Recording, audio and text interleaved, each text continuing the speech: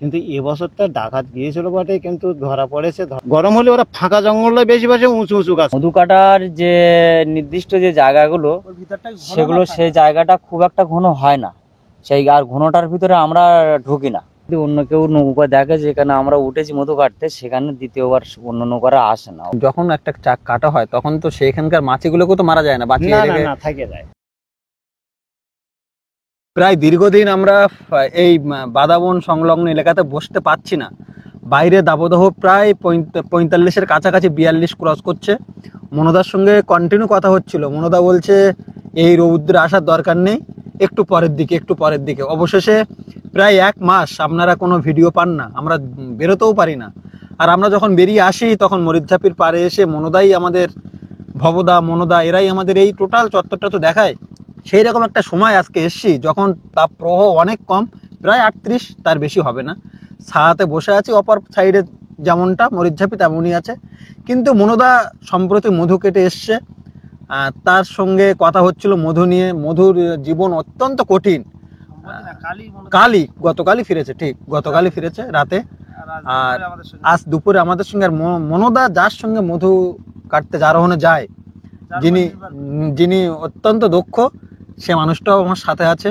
তাই দুজনের কাছ থেকে শুনবো সম্প্রতি যে মধুর জীবন, এবং তার সাথে সাথে মনোদা পাশ থেকে বলছিল যে দাদার যে জঙ্গল জীবন সেটা কিন্তু কম নয়। বলে রাখি এই এপিসোডটি 2টো ভাগে ভাগ হবে। প্রথমে আমরা মধু নিয়ে কথা বলবো, তার মধু কাটা, আর তারপরে মনোদা কেন্দ্রিক এবং তার যে জঙ্গল জীবন মনোদা ধরিয়ে দিচ্ছিল সেটা নিয়ে দ্বিতীয় পর্বে। প্রথম পর্বে মধু নিয়ে কথা বলি। মনোদা, মধু কেটে তো আসলে, কতদিনের জন্য এবার গেছিলে? তা আমরা প্রায় প্রথম যে পাসটা দিয়েছিল ওটায় 15 দিনের মেয়াদ ছিল। 15 দিন কাজ করতে পারবে জঙ্গলে, সেরকম ধরনের পারমিশন ছিল। আচ্ছা। আর দ্বিতীয়বারে এটা ছিল 9 দিনের পারমিশন, গতকালই শেষ হলো সেটা। প্রথমবার গিয়ে কেমন হয়েছিল বন্ধু? প্রথমবারে গিয়ে প্রায় 6.5 কুইন্টাল 7 কুইন্টালের কাছাকাছি এরকম হয়েছিল। বাহ। তো এই যে 6 কুইন্টাল মধু আমরা শুনে খুব আনন্দ পাই। এটা তো যথেষ্ট পরিশ্রমের একটা কাজ। ভীষণভাবে পরিশ্রম করতে হয়। যে কটা দিন জঙ্গলে থাকি, যে 15 দিনের আমাদের যে ডেট ছিল, সেই 15 দিনের মধ্যে আমরা 12 দিন কাজ করেছি। তো 12 দিনের যে জঙ্গলে যে মধু কাটা কাজটা, ও বলে তো বোঝানো যাবে না। ও ঘামে ঘাম ছুটে যায়। প্রতিদিনের যে কাজ, সকাল থেকে বেলা ডোবা অবধি, বসা অবধি, ও ঘামে ঘাম ছুটে যায় মানুষ। তার মধ্যে মাঝে ওই দুপুরের টাইমটা একটু রেস্টে থাকি, তারপরে আবার বিকালে উঠে ওই সন্ধ্যা অবধি, বিকাল অবধি, দাদা অবধি কাজ করি। নতুন তো আপনি ক্যামেরায়, আপনার নামটা একটু বলেন। আমার নাম শরৎ মণ্ডল। আচ্ছা। আমি যখন কথা বলছিলাম মনোদার সাথে, মনোদা বলছিল যে আমরা তো একজন যিনি হেড থাকেন তার আন্ডারে আমরা কাজগুলো করে নির্দেশ দিতে হয় একজনের। সেক্ষেত্রে আপনি দিতে থাকেন। তো মধু কাটার যে সিজন চলছে, এখানে এই মধু কাটা মানে বাঘ খোঁজার সমান। তো এখন এই মধু কাটতে গেলে মনোদা বলছিল যে সারা দিন পরিশ্রম থাকে। এই পরিশ্রমটা ঠিক মানে কিরকম ধরনের পরিশ্রম হয়? পরিশ্রমটা এই যে আমরা যে সূর্য ওঠার থেকে মোটামুটি আমরা 6:30 থেকে নিয়ে 6:30 নিয়ে জঙ্গলে আমরা উঠি। আমাদের খাওয়া দাওয়ার টাইম দুটো হয়। এক সকালে মানে 8টা থেকে 9টার মধ্যে আমরা একটা পান্তা খাওয়া দাওয়া করি। করার পরে একটু বিড়ি তামাকটা খেয়ে যে যা খায়, একটু খাওয়া দাওয়া করে জল টল খেয়ে আমরা আবার জঙ্গলে উঠি। আর কোনো না কোনো দিন এমন টাইমও হয় যে আমরা সকালের ভাতটা হাতে খেতেও পারি না, সেই ভাতটা দুপুরে যেয়ে খেতে হয়। আচ্ছা।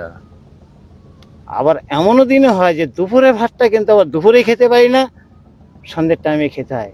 এইরকম ধরনের পরিশ্রমের মাধ্যমে আমরা এই কাজটা করি। আর ভয়ানক কষ্ট, পোকায় যেরকম গরম আসে, এই গরমের পরের পাতা টাতা খুব গরম হয়ে যায়। যখন গায়ে লাগে তখন মনে হয় যেন কি জ্বালা করছে, ঝাল বেটে দেওয়ার মতো। একদম। তার উপরে যদি ওই পোকায় আবার মারে, তাহলে সে এক যন্ত্রণাটা আলাদা। কারো চোখ মুখ ফোলে বা ব্যথা যন্ত্রণা হয়, অনেকে সহ্য করতে পারে না, পায়খানা করেও ফেলে, বমি করে ফেলে ওই পোকার আলে চোটে। এরকম পরিশ্রমের মাধ্যমে আমরা কাজটা করি। আচ্ছা। একটা কথা এখানে শোনার যে একসঙ্গে এবার তো শুনছিলাম 5 জন গেছিল মনোদা। তো পাঁচজন? হ্যাঁ 5 জনই ছিল। 7 জনের পারছিল, আমাদের 2 জন অসুস্থ হওয়ার জন্য 2 জনকে ক্যান্সেল করতে হয়েছিল, ওই 5 জনই গিয়েছিলাম। তো এই যে 5 জন যাওয়া, 5 জনের 5 রকম ভাবে কি আলাদা আলাদা যেতে হয় না একই সঙ্গে? না না, সবই আমরা একই সঙ্গে যাই, একই সঙ্গে বনে যেমন একসঙ্গে উঠি, আবার আসার সময় একই সঙ্গে হই। কিছুটা ডিস্টেন্সে হ্যাঁ, থাকা হয়। একটু ডিস্টেন্স থাকতে হয়। তার মানে জিনিসটা ওটা তো সংগ্রহ করতে এক জায়গায় তো বসে থাকে না, ওটা চেষ্টা করে বের করে নিতে হয়। বা নিজেদের জানাও নেই, আচ্ছা জানা যেগুলো থাকলে 2-1টা থাকে, একসঙ্গে যাই, কিন্তু আর বাদ বাকিগুলো চেষ্টা করে বের করতে হয়। আচ্ছা মনোদা, তুমি বলছিলে যে যখন মানে কোনো একটা গাছে মৌচাক দেখা যায়, সেই গাছের সমান লগিতে বোলেন করতে হয়, করে তারপরে কাটতে হয়, এরকমই তো নিয়ম। হুম। তো সেখানে বাঘের ভয় তো প্রচন্ড থাকে। তো বাঘের ভয় তো অবশ্যই, কিন্তু কি বলতো, সেই সময়টা ওই যে মুহূর্তটা, যে কাটার যেটা মুহূর্তটা, ওই টাইমে সবাই হয়তো খেয়াল করতে পারে না, বা চারিদিকে সেই লক্ষ্য বা সেই দৃষ্টিভঙ্গি কারোরই থাকে না। এদিকে ওদিকে উপরে মাথার উপরে চাক, পোকার কামড়, আর নিচে তবু তার মধ্যে থেকে সব দিকে মানে মেনটেনেন্স করে বা লক্ষ্য রেখে আমাদেরকে ওই মধু কেটে আসতে হয়।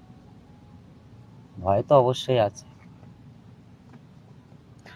প্রথম রাউন্ড যখন কাটা হয়, পদ্ধতিটা একটু যদি যে কেউ একজন বলো, যে প্রথম রাউন্ড 15 দিন পর আবার দ্বিতীয় রাউন্ডের সেই সব জায়গাগুলো।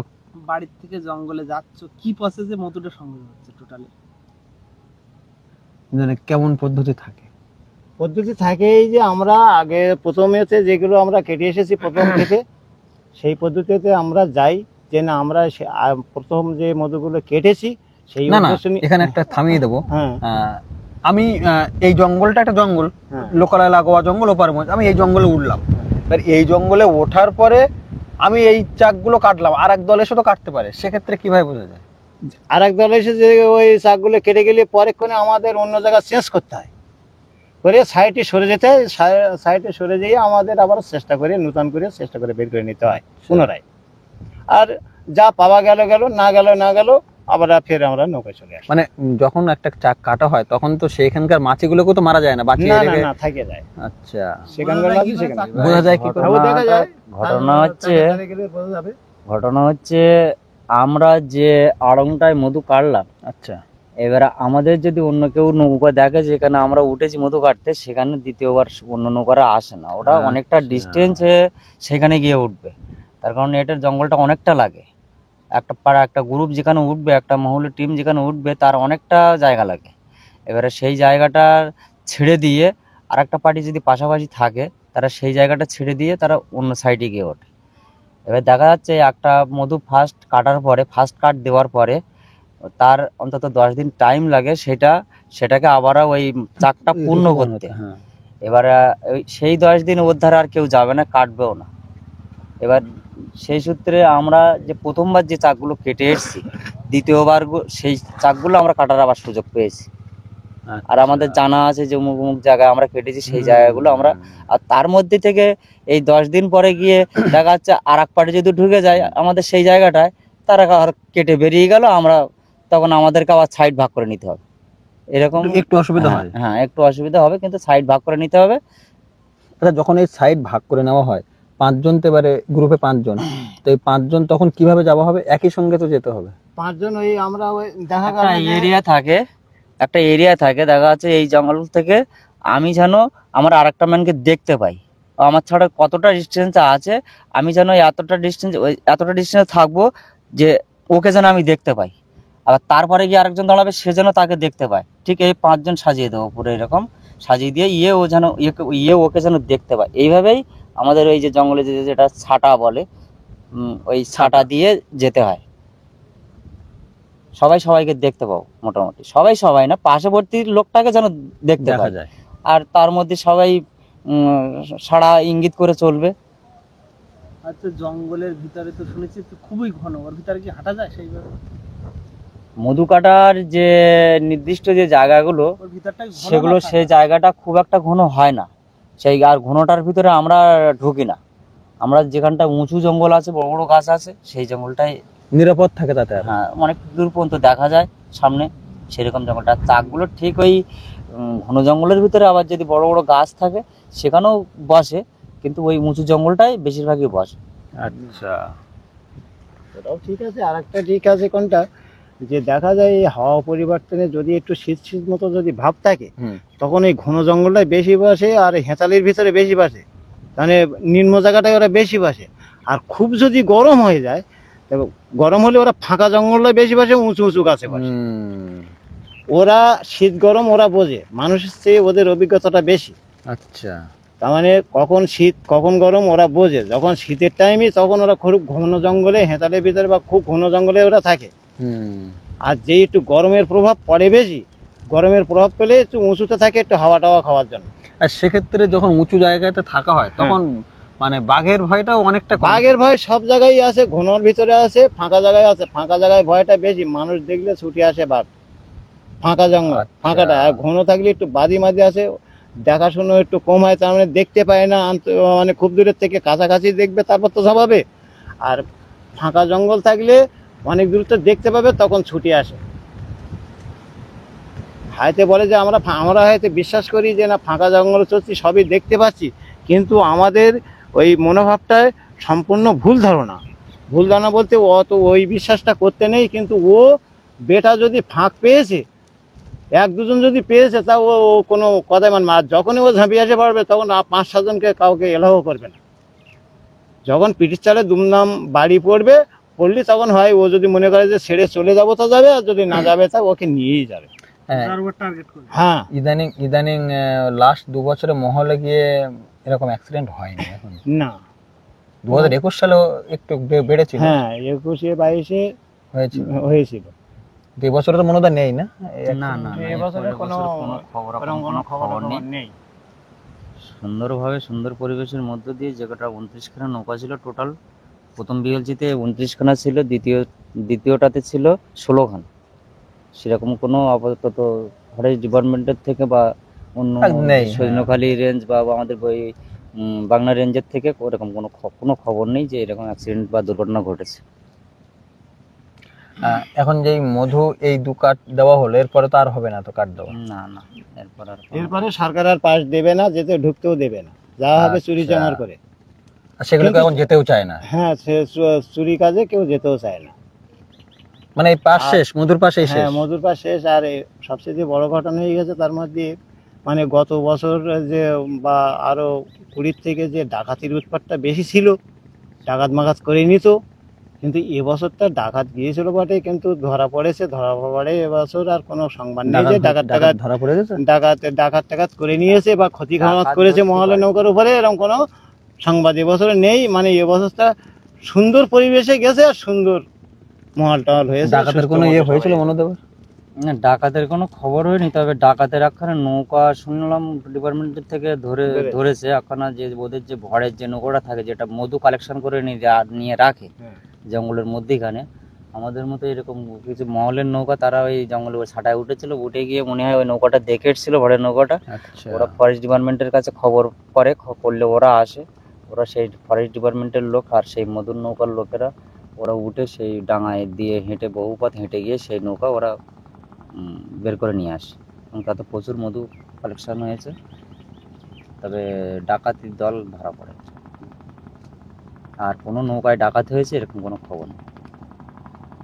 এই মধুর শেষ হয়ে গেল, মরশুম শেষ হয়ে গেল। মধুর মরশুম আপাতত শেষ, প্রায় বহু মধু কালেকশন হয়েছে এবার, এবং সেটা খুব স্বাভাবিকভাবে হয়েছে, কোনো অ্যাক্সিডেন্টও হয়নি। অনেকে সুন্দরবনের মধুর কথা বলে। তাহলে মধু যে সংগ্রহ হলো, আচ্ছা কোন কোন জঙ্গলে সব থেকে ভালো মধু হলো? এটা আমাদের মরিচজাবিটার ভিতরে বসেছে। এটা সরকার থেকে কোর এরিয়া বাফর এরিয়া করেছে বটে, বুঝলো, কিন্তু আমাদের এটা তো কোর এরিয়া করেছিল, কিন্তু কোর এরিয়ার ভিতরে হয়েছে, বাফর এলাকায়ও ভালো হয়েছে, মোটামুটি সবটাই ভালো মধু হয়েছে। মধু এবার ভালো হয়েছে। আর মধুর সিজন গেল, মধু নিয়ে মনোদার কাছে শুনবো না তা তো হয় না, দাদাও ছিল, দুজনের কাছে শুনলাম এই মধু নিয়ে। আর মধু, সুন্দরবনের মধু যদি পেতে হয় তাহলে কমেন্ট বক্সে জানাবেন, যথাসম্ভব আমরা উত্তর দেওয়ার চেষ্টা করব, এবং মনোদাদের থেকে মধু কিভাবে পাওয়া যাবে তারও পথনির্দেশ আমরা দিয়ে দেব। এখানে এই মধুর কাহিনী শেষ করলাম।